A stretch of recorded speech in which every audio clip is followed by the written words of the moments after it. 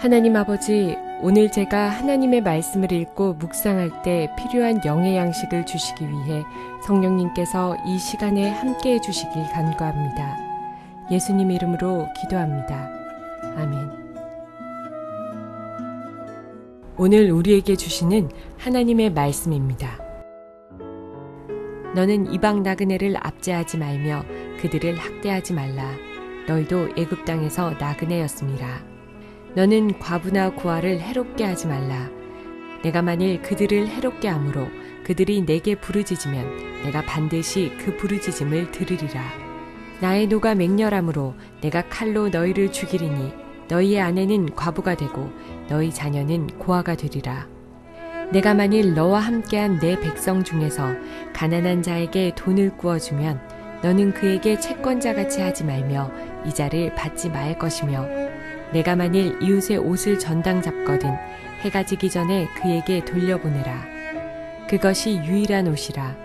그것이 그의 알몸을 가릴 옷인즉 그가 무엇을 입고 자겠느냐. 그가 내게 부르짖으면 내가 들으리니 나는 자비로운 자임이니라. 사랑하는 성도 여러분, 평안하셨습니까? 오늘도 주님께서 주시는 말씀과 함께 은혜로운 하루를 살아가시기 바랍니다. 오늘 우리에게 주실 하나님의 말씀은 어제와 동일하게 출애굽기 22장 21절에서 27절 말씀입니다. 오늘 이 본문에서 살펴보아야 할 것은 여기에 대한 영적 의미를 우리가 더 한번 살펴보고자 합니다. 하나님께서 이토록 약자들에 대해서 배려하시고 보호하신 이유가 무엇입니까? 단순하게 우리가 생각하는 어떤 감상적인 불쌍한 마음 때문에 그런 것이 아닙니다. 마지막 27절을 보면 하나님께서 그 약자들을 보호하신 이유에 대해서 말씀하십니다. 뭐라고 말씀합니까? 하나님께서 자비로운 분이기 때문이라고 말씀하십니다. 여기서 자비롭다는 것은 하나님께서 긍휼이 있다는 것을 말합니다. 그러면서 하나님께서 말씀하시는 것이 무엇이냐면은 너희가 긍휼함을 받았기 때문에 나의 긍휼함, 내가 긍휼해서 또 너희가 긍휼함을 받았기 때문에 그 긍휼함을 베풀라는 것입니다. 그렇다면 우리가 언제 하나님으로부터 그 긍휼함을 받았습니까? 그 하나님이 가지신 그 자비하심에 의해서 우리가 그것 때문에 구원함을 받았습니까? 바로 우리가 원래는 나그네였다는 것입니다. 원래 우리는 고아와 같았던 자들입니다. 원래 우리가 과부와 같은 자요 가난한 자였다는 것입니다. 왜 나그네였습니까? 우리는 하나님께서 떨어져 나간 이방인이었습니다. 나그네였습니다. 또한 우리는 신랑 되신 그 하나님으로부터 떨어져 나간 그 하나님이 죽어버린 것과 같은 과부와 같이 산 사람이었습니다. 또한 아버지 되신 그 하나님으로부터 떨어져 나간 그 아버지가 없는 것과 같이 살았던 고아들이었습니다. 또한 하나님의 모든 풍성함을 다 끊어진 채 그 풍성함을 받지 못하는, 그것을 누리지 못하는 가난한 영적 당세로 살아온 사람들이었습니다. 그런데 하나님께서 우리를 긍휼히 여기셔서 당신의 아내로 삼아주시고 당신의 자녀로 삼아주시고 또 우리에게 모든 풍성함을 허락해 주셨습니다. 이걸 통해서 우리가 구원을 받고 이제는 하나님 앞에 우리가 풍성함을 누리는 그런 존재들이 되었습니다. 그런 긍휼함을 받았기 때문에 너희도 그 긍휼을 베풀라고 얘기하고 있는 것입니다. 예수님께서 신약성경에서 계속해서 말씀해 주고 있는 것이 무엇입니까? 내가 너희를 용서해 준 것 같이 너희도 서로 용서해 주라는 것이 산상수훈의 가장 중요한 그 사상 중에 하나입니다. 거기 중에 받은 예수님께서 말씀하시는 그 근간이 무엇입니까? 너희가 굉장히 큰 은혜를 받은 자라고 하는 것입니다. 이 은혜를 망각하지 말라는 차원에서 바로 긍휼히 여길 자를 긍휼히 여기라고 하는 것입니다.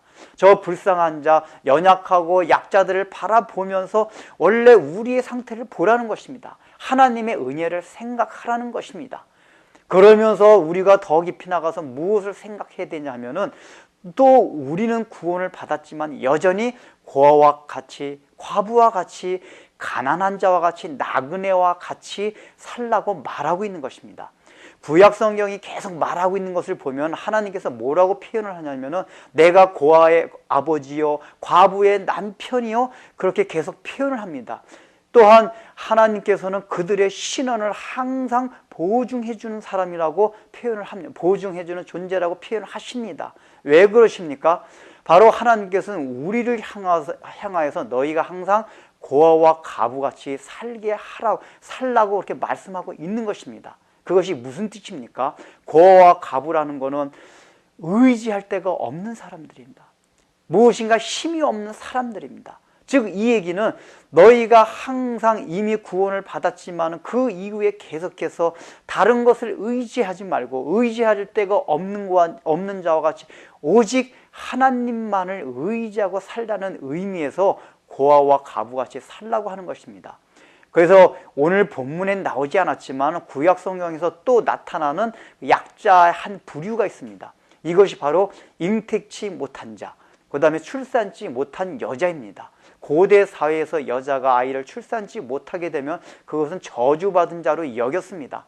그런데 하나님께서 뭐라고 말씀하시냐면은 잉택치 못한 자요, 그 다음에 출산치 못한 자요, 너희가 복이 있도다라고 말씀하십니다. 이사야에서. 왜 그렇습니까? 바로 구로치 못한 의지할 데가 없고 너희가 그것 때문에 한이 맺힌 그것으로 인하여 기뻐하라고 하는 것은 그것 때문에 너희가 나만을 의지하기 때문에 그렇다고 하나님께서 말씀하십니다. 이것이 바로 하나님께서 우리에게 요구하시는 것입니다. 즉 우리가 고아와 가부와 또 나그네와 그렇게 잉태치 못한 자와 같이 늘 살라고 하라는 것입니다. 오직 하나님만을 의지하라는 것입니다. 이 땅에서는 그런 부류와 사람들과 같이 아무 의지할 데 없는 자와 같이 힘이 없는 자와 같이 그렇게 살라고 하는 것입니다.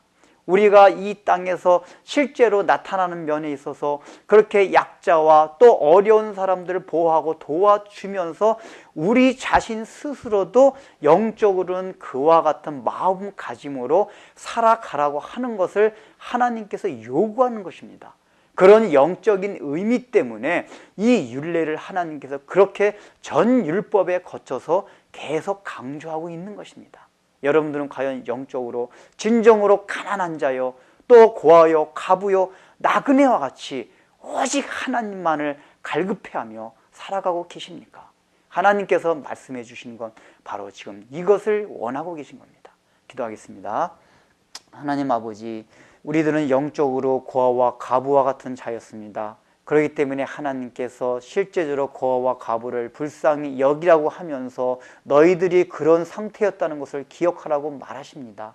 또한 이것을 통하여서 너희가 이제는 이 세상에서 아무것도 의지하지 말고 힘이 없는 자와 같이 살아가면서 오직 하나님만을 의지하고 하나님만을 아버지와 같이 의지하고 하나님만을 신랑과 같이 사랑하며 살아가라고 우리에게 요구하십니다. 우리가 내 주위에 있는 그 어렵고 약자들을 돌보면서 이러한 영적인 의미를 늘 되새기며 이 땅을 참으로 가난한 심령으로 살아가는 은혜들을 허락하여 주옵소서. 예수님의 이름으로 기도드립니다. 아멘.